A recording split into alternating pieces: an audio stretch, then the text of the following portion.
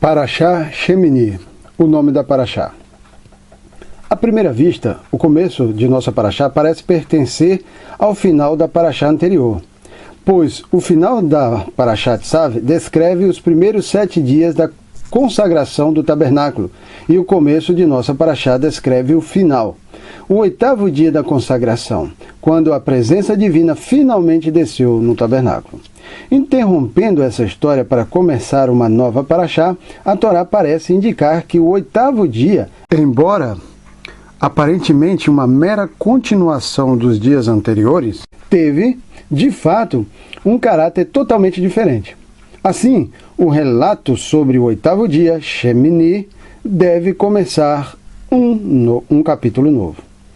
Como existem 7 dias da semana, o número 7 alude ao ciclo do mundo natural. Então, o 8º representa aquilo que está além do mundo, o reino espiritual mais sublime que desafia qualquer interação com a mundanalidade. Sendo verdadeiramente infinito, ele não tem nenhuma relação significativa com o finito. E é a esta incompatibilidade fundamental entre 7 e 8 que a Torá se refere, colocando Shemini em uma Parashá à parte. A Torá está nos ensinando que 8, que é infinito e divino, e 7, que é mundano e físico, não podem se misturar. Isso quer dizer que eles não podem ser misturados pelo homem sozinho, mas Deus e seus mandamentos, é claro, não estão limitados pelos paradoxos entre a matéria e espírito. Assim, quando o homem segue a ordem de Deus para executar uma tarefa em particular com um objeto físico, nós testemunhamos uma improvável fusão de opostos. Aquele objeto físico cuja própria natureza é ocultar a presença de Deus, agora torna-se uma expressão pura da vontade divina infinita. Assim, as 613 mitzvot são, na verdade, 613 pontes entre 7 e 8. Por conseguinte, é através da observância dessas mitzvot que a presença de Deus torna-se visível dentro deste mundo físico com a verdadeira e completa redenção. Com o 8º dia da consagração, quando a glória de Deus apareceu para todas as pessoas, baseado em Likutei Sirot, volume 17, página 92. O 8º dia da inauguração. No 8º dia da inauguração, Moshe convocou Arão e seus filhos e os anciãos de Israel, de modo que a indicação de Arão fosse feita em sua presença. Ele disse a Arão: pega para ti um bezerro para oferenda de pecado, como expiação pelo bezerro de ouro, e um carneiro para oferenda queimada, ambos sem defeito, e sacrifica-os diante de Deus. Fala aos filhos de Israel e diz-lhes para tomarem animais sem defeito, um cabrito para oferenda de pecado, um bezerro e um cordeiro em seu primeiro ano para oferenda queimada, e um novilho e um carneiro para oferenda de paz, para serem abatidos diante de Deus. E pegue uma oblação misturada com óleo, porque hoje será completada a inauguração no tabernáculo e a presença de Deus revelar-se-á para vocês. Eles trouxeram o que Moshe ordenou à frente da tenda da reunião, e a comunidade inteira veio e se postou diante de Deus. Moshe disse: quando isto que Deus vos ordenou terminar for feito, então a glória de Deus aparecerá para vocês. Moshe disse a Arão: aproxima-te do altar e prepara a tua oferenda de pecado e tua oferenda queimada, assim expiando por ti e pelo povo. Então prepara a oferenda do povo para expiar por ele, conforme Deus ordenou. Arão aproximou-se do altar e ele abateu o bezerro que tinha para a oferenda de pecado. Os filhos de Arão trouxeram o sangue e Arão molhou seu dedo no sangue e colocou parte do sangue sobre a protuberância do altar. Ele então derramou o restante do sangue na base do altar. Ele queimou a gordura, os rins e o diafragma com parte do fígado da oferenda de pecado sobre o altar, conforme Deus ordenou a Moshe. Ele então queimou a carne e a pele da oferenda de pecado no fogo fora do acampamento. Ele abateu a oferenda de queimada, os filhos de Arão entregaram-lhe o sangue e ele despejou o sangue sobre todos os lados do altar. Eles lhe passaram as partes cortadas da oferenda queimada, junto com a cabeça, e ele as queimou sobre o altar. Ele lavou os intestinos e as pernas e a queimou sobre o altar, junto com a oferenda queimada. Ele trouxe a oferenda do povo. Ele pegou o cabrito, que era a oferenda de pecado do povo, e o abateu, preparando-o como uma oferenda de pecado, tal como a primeira. Ele trouxe a oferenda queimada, preparando-a de acordo com a lei. Ele trouxe a oblação, ele encheu sua palma com um punhado de 3 dedos e a queimou sobre o altar. Todos esses sacrifícios foram oferecidos em acréscimo à oferenda queimada matinal, que veio primeiro. Ele abateu o novilho e o carneiro, que eram sacrifício de paz do povo. Os filhos de Arão passaram o sangue para ele, e ele os despojou sobre todos os lados do altar. Eles também lhe passaram as gorduras do novilho e do carneiro, a cauda grossa, a membrana gordurosa dos intestinos, os rins e o diafragma, com uma parte do fígado. Eles colocaram as gorduras sobre os peitos, então ele queimou a gordura sobre o altar. Antes de estarem queimados, Arão agitou os peitos e a perna direita traseira nos movimentos prescritos como uma oferenda agitada diante de Deus, conforme Moshe havia ordenado. Arão ergueu suas mãos em direção ao povo e os abençoou. Ele então desceu de onde ele tinha preparado a oferenda de pecado e a oferenda queimada e a oferenda de paz. Moshe e Arão entraram na tenda da reunião e Moshe ensinou a Arão como oferecer o incenso. E quando eles saíram, abençoaram o povo. A glória de Deus foi então revelada para todo o povo. E veio fogo diante de Deus e consumiu a oferenda queimada e a gordura sobre o altar. Todo o povo viu. Eles cantaram louvores e prostraram-se sobre suas faces. A morte de Nadav e Aviú. Os filhos de Arão, Nadav e Aviú, cada um tomou seu incensário, colocou fogo nele e depois incenso. Eles o trouxeram diante de Deus, um fogo estranho diante de Deus, que ele não havia lhe ordenado oferecer. O fogo saiu de diante de Deus e os consumiu, e eles morreram diante de Deus. Moshe disse a Arão: isto é o que Deus quis dizer quando declarou: eu serei santificado por aqueles que eu escolhi, e assim eu serei glorificado diante de todo o povo. Arão permaneceu em silêncio. Moshe chamou Mishael e Eltsafan, os filhos de Uziel, tio de Arão, e disse-lhes: aproximem-se e carreguem seus irmãos do santuário para fora do acampamento. Eles vieram como estavam, vestidos em suas túnicas, e carregaram Nadav e Aviú para fora do acampamento, como Moshe tinha dito. Leis de luto durante o serviço sacerdotal.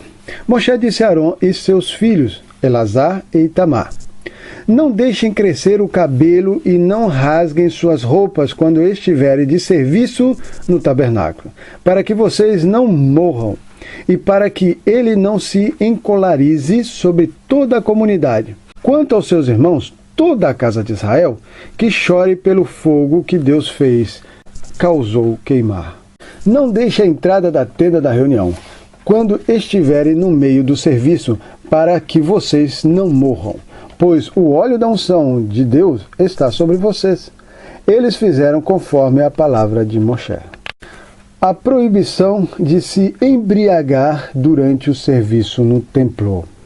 Deus falou a Arão dizendo: quando vocês entrarem na tenda da reunião, nem você, nem seus descendentes poderão beber muito vinho para se embriagarem. Assim, vocês não morrerão.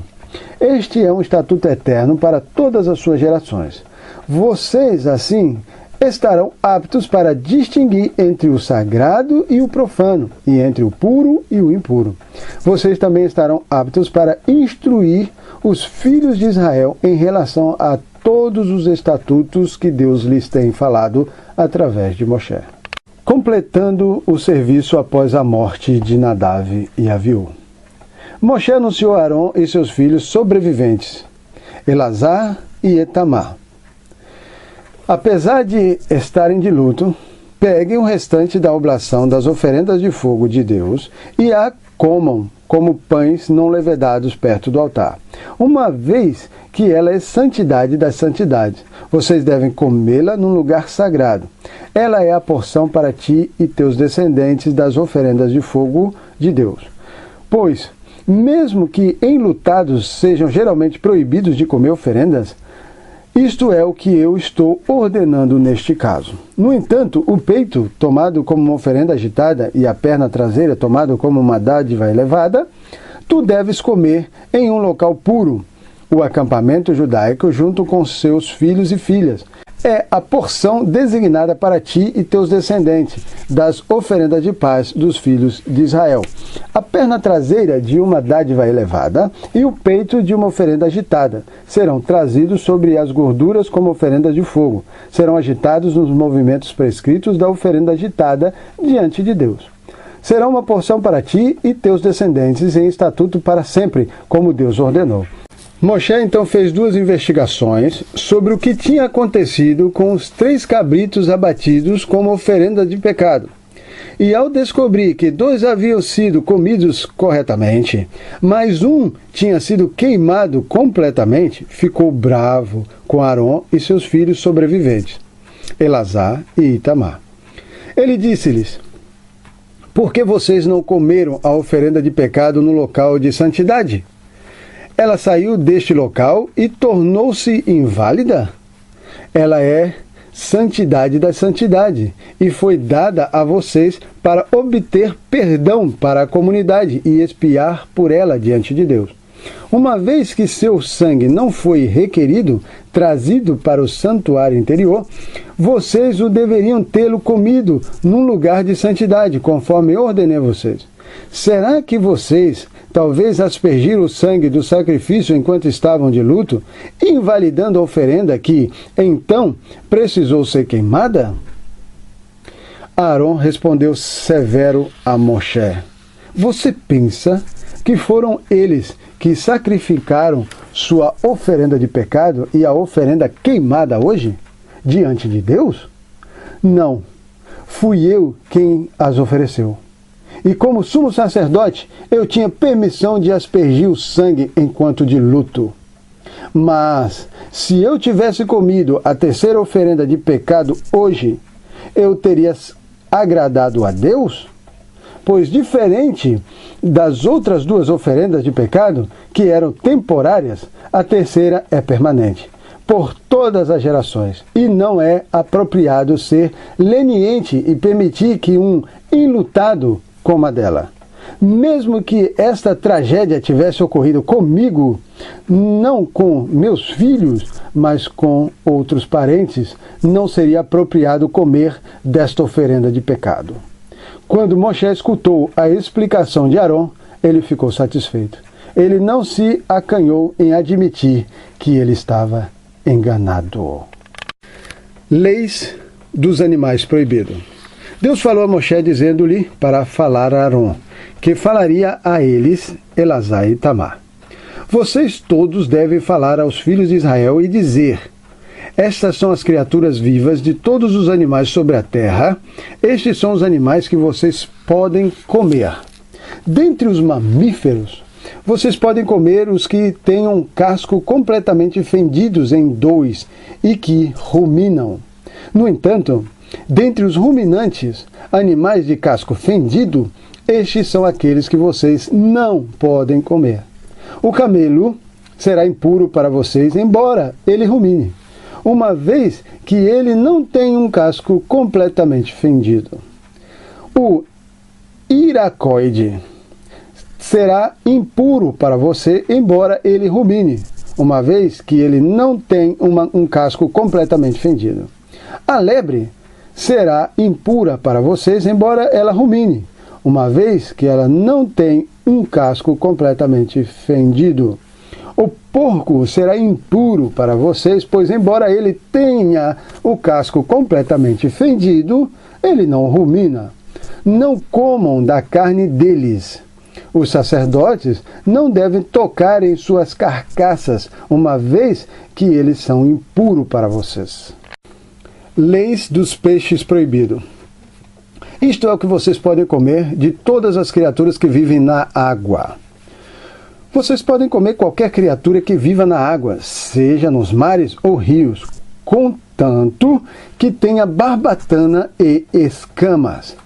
Todas as criaturas do mar e rios que não tenham barbatana e escamas, sejam elas pequenos répteis aquáticos ou outras criaturas aquáticas, serão uma abominação para vocês.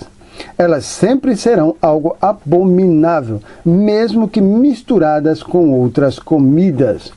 Vocês não podem comer de sua carne e de suas carcaças devem abominar. Todas as criaturas aquáticas sem barbatana e escamas devem ser abominadas por vocês, mas se elas estiverem barbatana e escamas, mas se perderam na água, elas são permitidas. Leis das aves proibidas. Estas são as aves que vocês devem abominar. Elas não devem ser comidas porque são abomináveis. O abutre grifim, o acifragre, a águia do mar, o milhafre, a família do abutre, toda a família do corvo, o avestruz, a coruja, a gaivota, toda a família do gavião, o falcão, o corvo marinho, o ibis, o cisne, o pelicano, a pega, a cegonha, a família da garça, a polpa e o morcego. Leis dos insetos permitidos e proibidos. Todos os insetos voadores que usam 4 pernas para andar serão uma abominação para vocês. Porém, os insetos voadores que andam com 4 pernas que vocês podem comer são aqueles que possuem os joelhos estendidos acima de seus pés regulares, usando essas pernas mais longas para saltarem sobre o solo. Dentro desta categoria de gafanhotos, vocês podem comer os seguintes membros da família do gafanhoto vermelho, da família do gafanhoto amarelo, a família do gafanhoto manchado de cinza e da família do gafanhoto branco. Todos os outros insetos voadores com 4 pés são uma abominação para vocês, mas os insetos com 5 pés são permitidos. Leis de impureza ritual de animais não kosher. Através do contato com os seguintes animais, vocês tornar-se-ão ritualmente impuros. Todo aquele que tocar em alguma de suas carcaças ficará impuro até o escurecer. Aquele que carregar uma de suas carcaças adquirirá uma forma mais severa de impureza. Ele terá que imergir suas roupas e então permanecerá ritualmente impuro até o escurecer. Assim, todo animal que possui cascos fendidos, mas não completamente fendidos, e não rumina, é impuro para vocês. E qualquer um que tocar neles, tornar-se-á impuro. Entre todo animal que caminha sobre suas plantas dos pés, os animais quadrúpedes, como o cachorro, o urso, o gato, será impuro para vocês. E aquele que tocar sua carcaça ficará ritualmente impuro até o escurecer. Aquele que carregar sua carcaça deve imergir sua roupa e então permanecerá impuro até o escurecer. Eles são ritualmente impuros para vocês. Esses são os animais que proliferam e rastejam sobre a terra e que são ritualmente impuros para vocês. A doninha, o rato, o furão, o ouriço, o camaleão, a lagartixa, o caracol e a topeira. Todos estes são os animais que são ritualmente impuros para vocês. Quem quer que toque neles quando estiverem mortos, permanecerá impuro até o escurecer. Leis de impureza ritual de objetos e alimentos. Se alguma dessas criaturas mortas cair sobre alguma coisa, esta se torna ritualmente impura, tal como recipiente de madeira, roupa, objetos de couro, sacos ou qualquer outro artigo com o qual se faça trabalho. Então, esse artigo deve ser mergulhado na água e permanecerá impuro até o escurecer, e depois tornar-se-á puro quando o sol se pôr. Se alguma dessas criaturas mortas cair dentro de um recipiente de barro, então tudo o que tiver dentro dele tornar-se-á impuro e o próprio recipiente será quebrado, mas se a criatura cair fora do objeto de barro, este permanece puro. Se o que houver dentro do objeto de barro for algum tipo de comida, ele somente tornar-se-á ritualmente impuro se água tiver caído primeiro sobre ele, alguma vez no passado. E qualquer líquido que normalmente se bebe e que está em um recipiente impuro, tornar-se-á ritualmente impuro. Assim, qualquer coisa sobre o qual cair a carcaça desses animais será ritualmente impura. Em tal caso, mesmo um forno de fogão de barro ficará impuro e não poderá ser purificado, devendo ser quebrado, porque ele permanece ritualmente impuro para vocês. Porém, você ainda pode possuí-los, tendo em mente que eles são ritualmente impuros para vocês. No entanto, a única coisa que sempre permanecerá ritualmente pura é um ajuntamento de água, seja um poço feito por homem ou uma fonte natural, mesmo que entre em contato com a impureza, pois eles têm o poder de purificar os outros. No entanto, se uma pessoa tocar a carcaça desses animais enquanto dentro dessa água purificadoras, ela tornar-se-á ainda ritualmente impura. Se alguma parte da carcaça cair sobre sementes comestíveis que são plantadas e que nunca foram molhadas, as sementes permanecerão ritualmente puras. Contudo, se água ou outro líquido tiver sido posta sobre as sementes, e então parte da carcaça de qualquer um desses animais cair sobre elas, as sementes serão ritualmente impuras para vocês. Leis de impureza ritual de animais kosher. Se algum animal que vocês podem comer morrer, aquele que tocar em sua carcaça ficará impuro até o escurecer. Qualquer um que coma parte de tal carcaça sem tocá-la primeiro não ficará ritualmente impuro até o escurecer. E não precisa imergir suas roupas, a não ser que ele também carregue pelo menos um quesaite de tal carcaça. Ele mergulhará sua roupa e então permanecerá impuro até o escurecer, quando o sol se põe. Leis de répteis e insetos da terra proibidos. Todo animal que rasteja sobre a terra é uma abominação. Ele não deve ser comido ou usado para alimentar os outros. Vocês não podem comer qualquer criatura, cobra ou verme que rasteja sobre seu ventre, ou qualquer escorpião que anda sobre 4 patas, ou qualquer animal centopeia com vários pés.